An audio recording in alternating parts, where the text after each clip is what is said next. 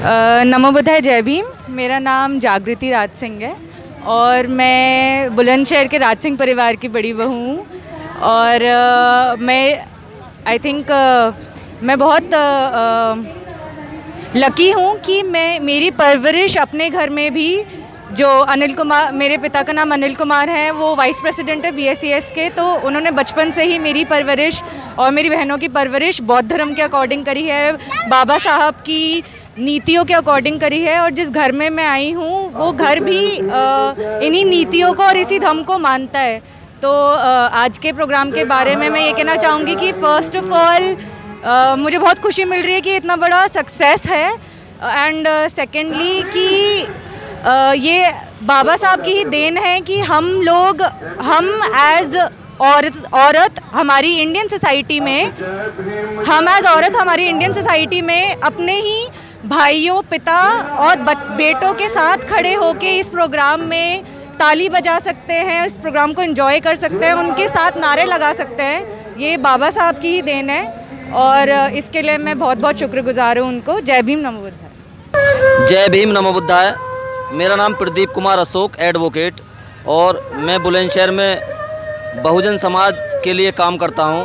और जो भी अनुसूचित जाति जनजाति पर यहाँ पर अत्याचार होते हैं उनके लिए हम लोग यहाँ आवाज़ उठाते हैं और अपने मिशन के लिए यहाँ पर काम करते हैं। आज ये बुलंदशहर में एक ऐतिहासिक कार्यक्रम, प्रथम बौद्ध महासम्मेलन, जो कि एक अराजनीतिक सोसाइटी जिसका नाम the Buddhist educational and cultural society है, उसके तत्वाधान में आज ये कार्यक्रम हो रहा है, जिसमें आज यहाँ पर उत्तर प्रदेश के सभी मंडलों से 18 मंडलों से वो लोग आए जिन्होंने बाबा साहब के मिशन में 30 साल से 25 साल से ज़्यादा काम किया है। ऐसे मिशनरी लोगों को आज यहाँ पर डॉक्टर अम्बेडकर अवार्ड दिया गया है बुलंदशहर में। और इसमें बड़े बड़े वक्ता डॉक्टर राहुल राज और JS आर्या जी महाराष्ट्र से, और ऐसे लोग यहाँ पर आए हैं। यहाँ पर एक सफल कार्यक्रम ये रहा। सभी को शुभकामनाएं हैं। बुलंदशहर में यहाँ पर जो बहुजन समाज के लोगों पर सरकार में अत्याचार होते हैं, जो भी बहन बेटियों के साथ कोई घटना कारित होती है, उसके लिए हमारी टीम, अधिवक्ताओं की टीम यहाँ पर काम करती है, जिसमें हमारे साथी श्रीपाल सागर जी एडवोकेट हैं और पवन निम एडवोकेट हैं और बहुत सारे साथी हमारे टीम में हैं। ये वो टीम है जिन्होंने भारत बंद में 2 अप्रैल को जो लोग जेल गए थे, 100 लोग जेल गए थे, उनकी हम लोगों ने फ्री में जमानत कराई थी। किसी से एक पैसा नहीं लिया था। और भी कोई भी किसी तरह की समाज के ऊपर समस्या होती है उसका हम समाधान करते हैं, सड़कों पे लड़ाई लड़ते हैं। ऐसा हमारा यहाँ पर संगठन है और आज का कार्यक्रम सफल रहा। सभी लोगों का यहाँ पर सहयोग रहा, उसके लिए बहुत बहुत साधुवाद। जय भीम, जय भारत, नमो बुद्धाय।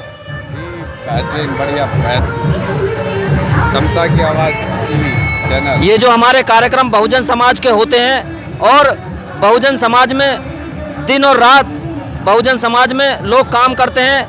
ये काम जो जनता के बीच में पहुंचता है, लोग, हमारे अनुसूचित जाति समाज के लोग, बहुजन समाज के लोग, जो इस देश के 85% जो लोग हैं, वो इस चीज़ को देखते हैं अपने YouTube के माध्यम से, अपने चैनलों के माध्यम से। तो ऐसा चैनल समता आवाज़ टीवी जो रात दिन समाज के लिए काम कर रहा है, समाज के लिए दिशा निर्देश दे करके उसे दिखा रहा है, मैं उनका समता आवाज़ टीवी का बार बार धन्यवाद करता हूँ, बार बार साधुवाद करता हूँ। जय भीम, जय भारत, नमो बुद्धाय। ये बुलंदशहर का जो हमारा पहला बुद्ध का महोत्सव है, जो 14 तारीख को किया गया।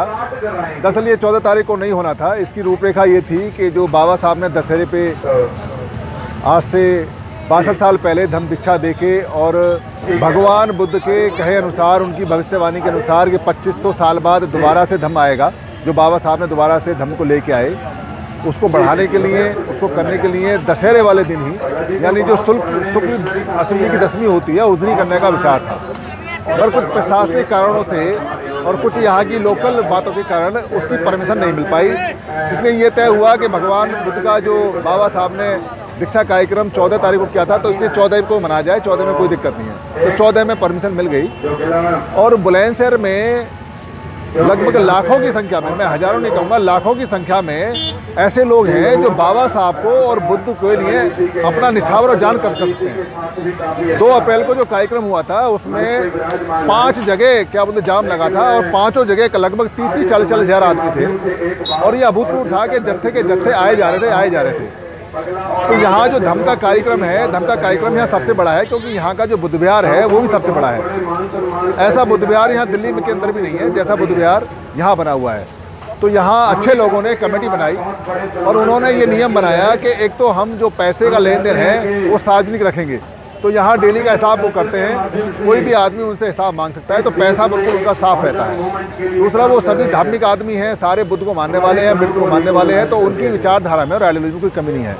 तो ये तय किया हुआ कि भाई यहाँ एक हम दीक्षा का कार्यक्रम जिले में लगाएं। जिले स्तर पे तो वैसे सभी जिले में होना चाहिए, मगर हम अपने ज़िले में, चूँकि हमारा ज़िला तो पहले से जान पहचान का है, बड़ा है और भगवान बुद्ध को मानता है, तो कमेटी के सारे लोगों ने लगभग 3 महीने पहले निर्णय लिया और जितने भी मुख्य लोग थे उन सबसे संपर्क साधा, यहाँ तक कि विदेशों से भी संपर्क साधा। इसमें जो हमारे मलकीसियत बहल हैं उन्होंने तो बाकायदा उनको ग्रीटिंग्स भी भेजी हैं और शुभकामनाएं दी हैं, और अगले साल आने के लिए उन्होंने कहा भी है। ऑस्ट्रेलिया से, दुबई से, और अभी हाल ही में जो जापान में कार्यक्रम हुआ था अमेरिका से, वहाँ से भी बधाइयाँ इनके पास आई हैं। तो यहाँ के चारों तरफ के जितने लोग थे वो सारे के सारे बड़े तन मन धन से, क्योंकि ये सुबह से कार्यक्रम चल रहा है और अभी तक भी कार्यक्रम लग रहा है और धम्म के लोग लगातार आए जा रहे हैं। इससे ये पता चलता है कि यहाँ कितनी बड़ी भूमिका तैयार हो चुकी है और धम्म के कितने लोग जानते हैं। भंते जी ने यहाँ जो लोग आए, जो लोगों को धम्म दोबारा लेना था या ले चुके, उनको धम्म की दीक्षा दी। बाबा साहब की जो 22 प्रतिज्ञा है, 22 प्रतिज्ञा हुई। यहाँ अच्छे लोगों का विचार लिया गया और यहाँ बच्चे जश्न मना रहे हैं। बड़ा फैमिलियर, बड़े घर जैसा माहौल है। चारों तरफ यहाँ बच्चे बड़े मौज कर रहे हैं और घर जैसा वातावरण है।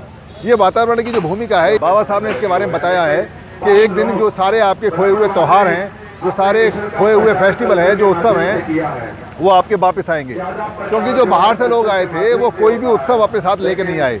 उन्होंने यहीं के उत्सवों को हमसे बदला और लिया और छीना, जो उत्सव धीरे धीरे निकल रहे हैं। अब ये उत्सव वापस आ रहे हैं।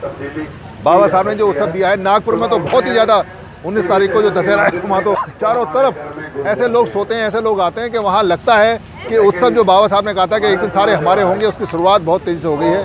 काम बहुत चल रहा है। और समता आवाज़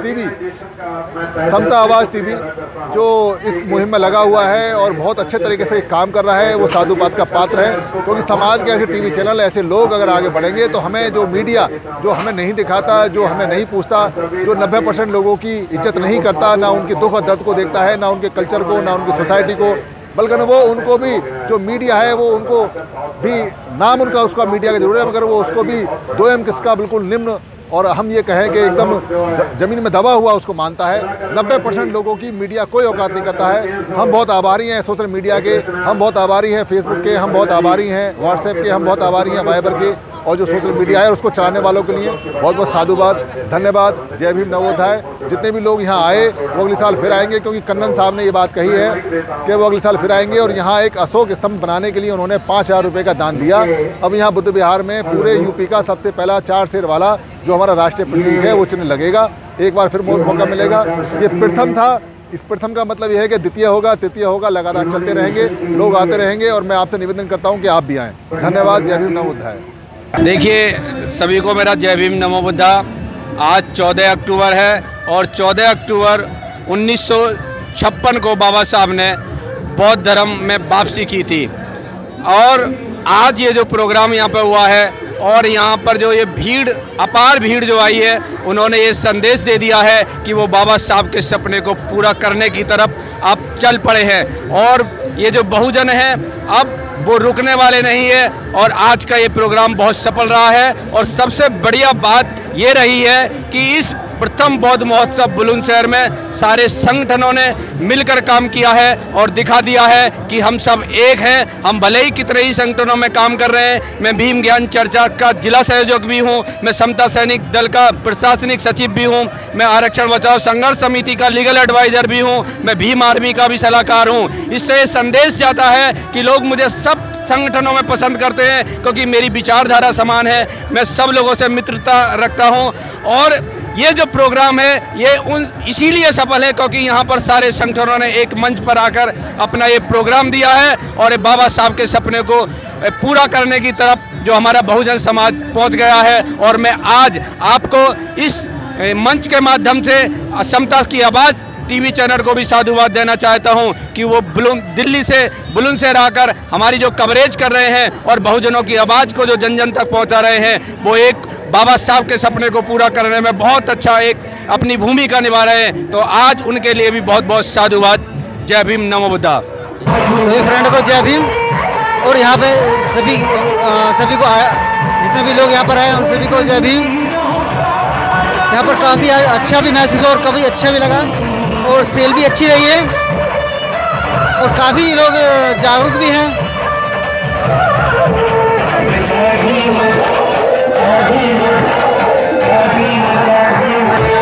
यहाँ पर जो सबसे ज़्यादा आज देखने को मिला है, सबसे ज़्यादा यहाँ पे बुक का प्रचार सबसे ज़्यादा हुआ है और यहाँ पे बुक जो भी थी बुद्ध के ऊपर काफ़ी बुकें सेल हुई हैं और जो बुद्ध की टी शर्ट जो हमने सेल की है और भी काफ़ी मीडिया भी यहाँ मौजूद था, जरूर था।